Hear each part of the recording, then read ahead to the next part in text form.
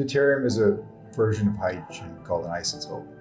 People probably know what the word isotope is, just a version of something else. So in this case, hydrogen has 3 isotopes. Has the main one, which is the abundance of the universe, is made of protium, which is what we commonly refer to as hydrogen. Okay. And then there's a small amount of deuterium and tritium, which shouldn't even be talked about because there's so little, unless you want to get into like nuclear physics. So, but deuterium is a isotope of hydrogen that is double the mass, and it's the only element that has an isotope that is actually double the mass of its main constituent of that element. Okay. And the reason is because hydrogen is the simplest element in nature. It's the first element created in the universe. It's still the abundance of the universe is still hydrogen, 75%, and everything runs on hydrogen. Our bodies, stars, rocket ships. Okay. And because it's so simple, right? It's just a proton and an electron. Every other element has a neutron. Well, deuterium is a hydrogen, but with a neutron. Okay. And that's what makes it double the mass. Okay. Okay, and there's 6 drops of this in every liter of water on this planet. Just Okay. about. Some places have lower deuterium, but for the most part, call it 6 drops in every liter of water, which doesn't seem like very much. Right, it doesn't sound like much at all. Right, but when you look at how much of it is in our blood, because through everything we consume, we see that it's 4 to 5 times more than the basic elements that we need, basic constituents of life: glucose, potassium, magnesium, calcium. There's 4 to 6 times more of this deuterium floating around in our blood. And this is a natural contaminant. It's been here since the beginning. It's been here since the Big Bang. And there's a very small amount of it, but it gets into all the water, and it does particular damage to our mitochondria.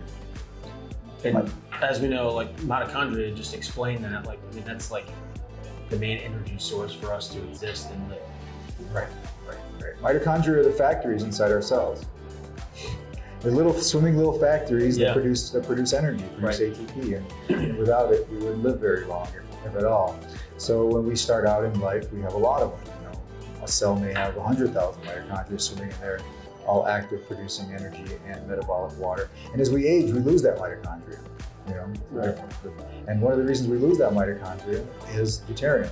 Deuterium breaks down the mitochondria, and I can explain the actual mechanism of how it does that. So, but as you get older, you have less mitochondria. So it's like the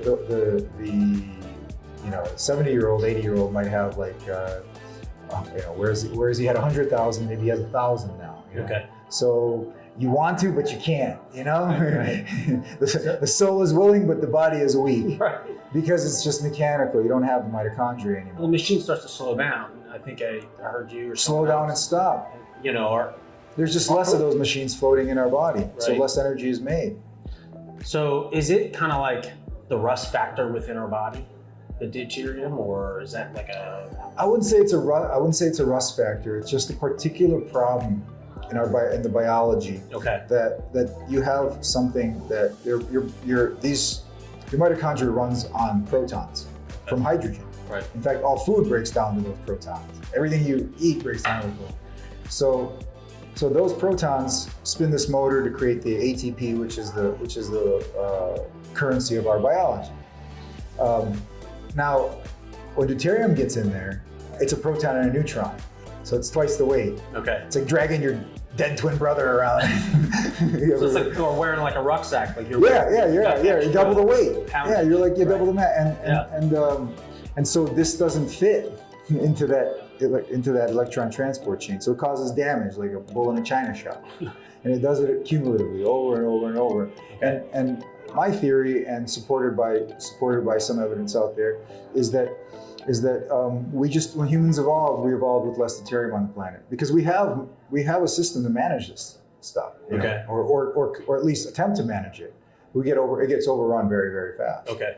And then when you reduce the deuterium level, you see that the physiology changes. Like you get down to in the 120 range, Mm-hmm. you know, and you start seeing some incredible biological benefit.